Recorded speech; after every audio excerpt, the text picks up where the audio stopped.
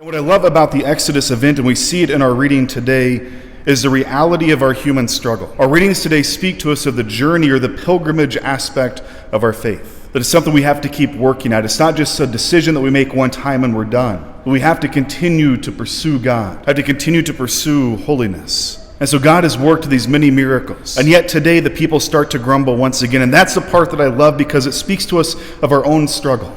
God has given them this great sign after sign after sign. He's worked many miracles in their life. He's drawn them out of slavery.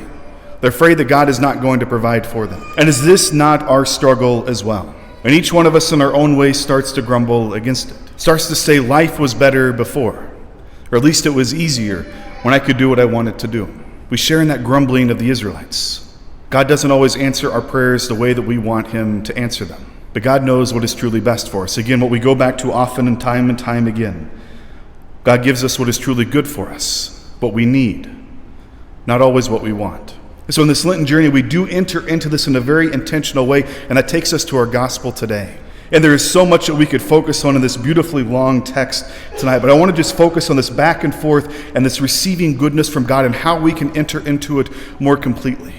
But Jesus says, give me a part of what my Father has given you, and I'll give you something better. That's what we do in our Lenten season. That's what this season is all about. That's why we need to truly challenge ourselves in the seasons and why we should make ourselves uncomfortable. We give God some of our time by spending more time in prayer. That most precious gift that we can't get more of. We give it back to God by spending time with Him.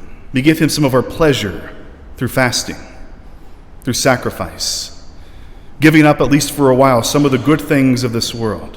Then we enter into fraternal charity, which is going to reach a beautiful climax on Holy Thursday night. Come to that liturgy to celebrate that well. And see, what we're doing in that moment is we're giving our Lord some water. We're giving Him some of that grace, and by giving Him that grace, He's able to give us eternal water, eternal grace. We have some very beautiful readings for us to pray with this week. Please go back and read them once again. Sit with them. Put ourselves in these scenes and ask God to show us where He's calling us to give ourselves. And then pray that we can respond with a generous heart, that we can trust Him. And we know that anything that we give Him or that He takes from us will give us back in great abundance.